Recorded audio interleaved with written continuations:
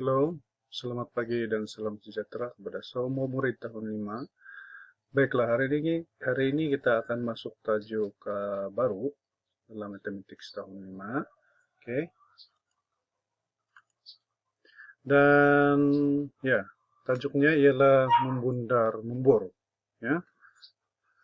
Dan kamu boleh tengok di buku teks muka surat 16 sehingga muka surat 18. Baiklah, apakah objektif pembelajaran yang akan kamu perolehi, yang akan kamu dapat pada hari ini? Ialah yang pertama, kamu akan dapat membundarkan nombor bulat hingga ratus ribu yang terdekat. Dan yang kedua, kamu dapat mengenal pasti nomor yang mungkin diwakili oleh suatu nomor yang telah dibundarkan hingga ratus ribu terdekat. Ya. Sebelum kita memulakan pembelajaran kita, ada lebih baik kita buat ulang kaji sedikit. Ini ulang kaji yang kamu sudah pelajari semasa berada di tahun 4, ya. Seperti yang kamu tahu, oke, sesuatu nomor itu berada pada tempat, ya, berada pada tempat rumah yang tertentu. Di sini cikgu bagi satu nomor. Nomor ini ialah 8.765.432, di mana nomor 2 berada di rumah Sa,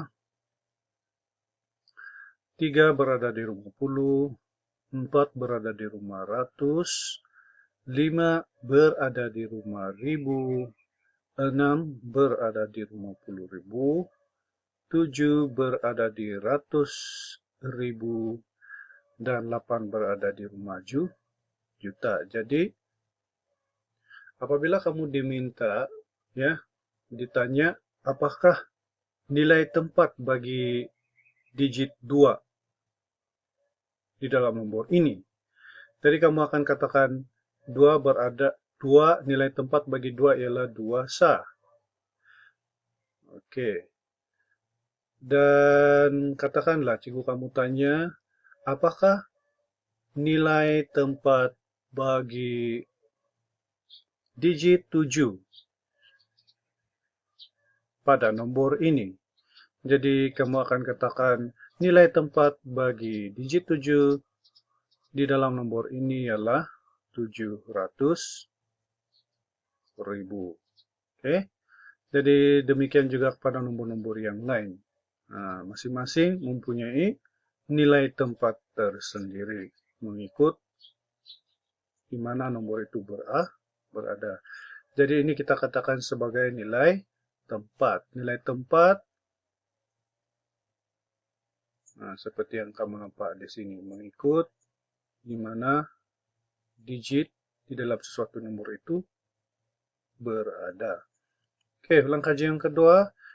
Oke, nomor yang sama cuma ditulis sedikit berbeza berbanding yang pertama tadi, kan?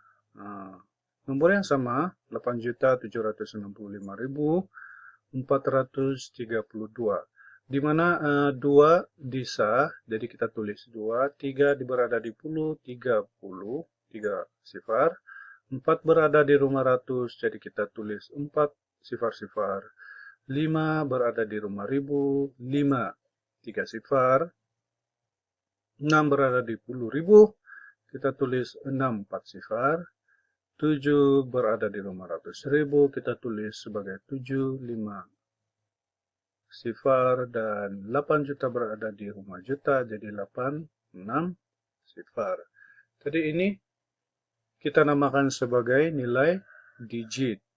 Jadi kalau cikgu kamu tanya, apakah nilai digit bagi digit 7 di nomor ini? Jadi kamu cari 7 berada di ratus ribu. Jadi apakah nilai tempat bagi 7 digit 7? Jadi kamu tulis 70000 atau 7 sifar sifar sifar sifar sifar. Apakah nilai digit bagi digit 2 di nomor ini? Jadi kamu tulis 2 saja sebab 2 berada di rumah Sa. Jadi sebab itulah yang ini kita panggil sebagai nilai nilai digit. Tadi nilai tempat, yang ini nilai digit. Nilai digit kita tulis seperti ini. Ya. Nah. Oke, contoh ulang kajian ketiga. Nah, saya pasti kamu pernah nampak rumus ini ya, semasa kamu berada di tahun 4. Nah, ini ialah rumus membundar. Di mana sifar sehingga 4 kita tukarkan kepada sifar. Dan 5 sehingga 9 kita tambah 1. Oke, nanti kita tengok bagaimana rumus ini digunakan. Ya. Jadi, rumus ini sebenarnya sangat penting. Nah, mesti diingat. Kalau kamu tak ingat, kamu tidak boleh jawab soalan-soalan yang berkaitan dengan membundar. Jadi sangat penting untuk diingat. Oke, mari kita tengok contoh soalan yang pertama. Nah, bundarkan kepada puluh ribu yang terdekat. Jadi di sini diberi satu nomor 183.457. Apakah jawabannya? Oke. Jadi soalan itu minta bundarkan kepada 10.000. Oke. Jadi kamu cari di mana 10.000 itu berada. Pada nomor ini. Ini. Nah, di sini.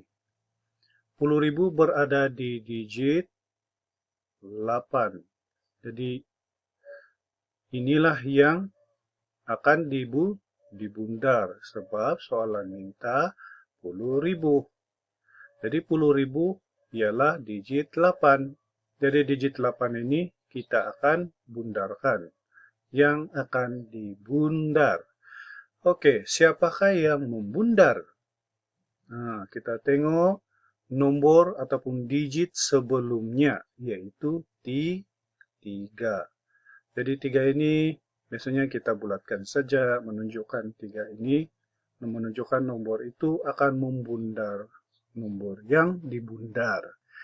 Oke, macam yang cikgu tulis di sini, seperti yang saya tulis di sini, 3 ini pembundar. Kita namakan sebagai pembundar. Dan 8 tadi yang berada di 10.000 adalah nomor yang akan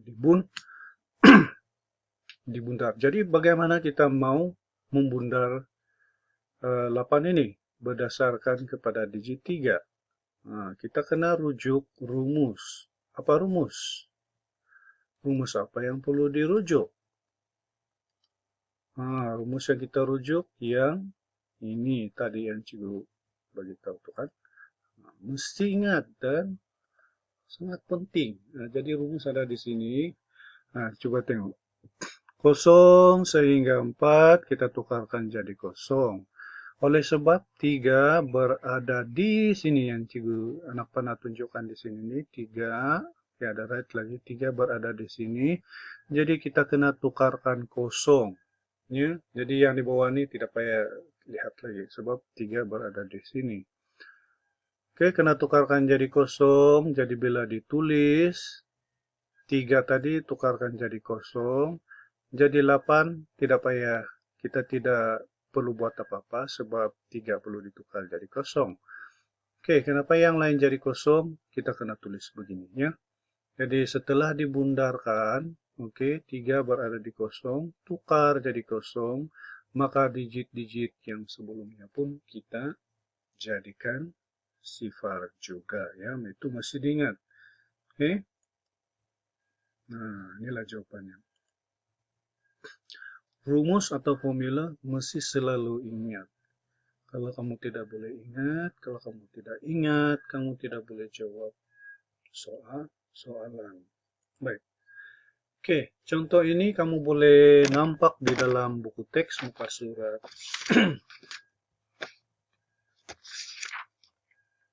17. Nah. Jadi oke, kita tengok soalan ini. Bundarkan 218.300 cm kepada 10.000 cm terdekat. Jadi yang pertama sekali yang perlu kamu cari ialah di mana 10.000 itu berada. Ya. Kalau berdasarkan kepada contoh di bawah ini, ya 10.000 terletak di digit 1 di sini. Tuh 10.000, 10.000 ya di sini. Jadi 10.000 berada di 1, oke. Dan nomor sebelumnya ialah 8. Oke, 8 di dalam rumus tadi berada di mana?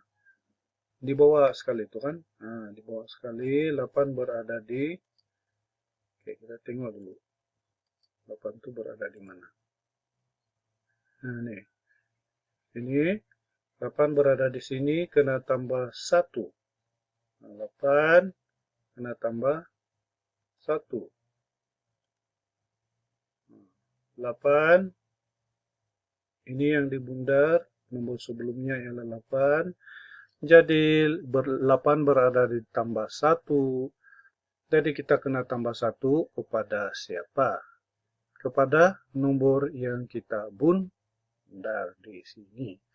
Jadi 8 berada di tambah 1, tambah 1 itu kita tambahkan kepada nomor atau digit yang dibundar. Jadi sebab itulah ditulis di sini tambah 1 di atas 10.000.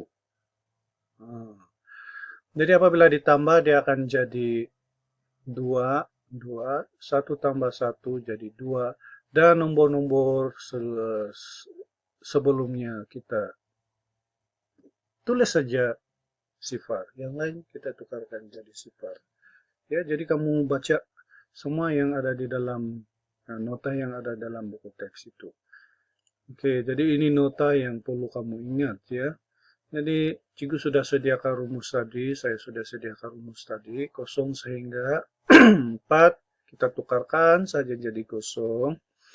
Dan 5 sehingga 9 kita kena tambah 1 kepada nomor yang dibundar. Jika digit di kanan ialah 0 hingga 4, merujuk kepada digit di kanan ya, inilah, ini kanan, ini kiri. Ini kanan, ini kiri. Kekalkan digit yang hendak dibundarkan. Tadi itu kan, semua digit di kanan dijadikan 0. Ini dia punya, apa nih, kita panggil sebagai dia punya peraturan. Jadi mesti kena ikut. Ini kena paham dan kena ikut. Jika digit di kanan ialah 5 hingga 9, seperti yang saya tulis tadi di formula, 5 hingga 9 kena tambah 1 ya. Jadi kena tambah 1 kepada digit yang hendak dibundarkan. Nih. Jadi contohnya di atas ini 8 sudah lebih daripada 4. Kita tambahkan 1 kepada nomor yang dibundarkan, digit yang dibundarkan. Jadi, semua digit di kanan dijadikan 0 selepas ditambah yang nomor-nomor yang sebelumnya di kanan itu kita tukarkan saja jadi 0. Oke, jadi selesai. Oke, latihan kamu untuk hari ini, kamu boleh tengok di muka surat 18. Yaitu coba ini. Jadi kamu buat soalan 1 A, B, C. Soalan 1, kehendak soalan 1 ialah bundarkan nomor yang berikut kepada 1000, 10.000, dan 100.000. Jadi ada 3 jawaban. 1 soalan, 1 A, 3 jawaban, 1 B, 3 jawaban, 1 C, 3 jawaban. Soalan nomor 2, bundarkan kepada 259.648 ringgit kepada 100.000 ringgit terdekat. Satu saja jawaban. Dan yang bahagian B, 488.750 gram kepada 1.000 gram terdekat. Yang satu jawaban. Jadi jangan kamu keliru dengan ringgit, gram, itu apa ya, itu unit dia. Yang kamu tengok ialah 100.000. Ribu itu saja yang perlu kamu ingat. Oke, ingat formula tadi. Sekiranya kamu ada soalan, tanya kepada saya, dan hasil kerja send WhatsApp kepada saya. Sekian dan terima kasih.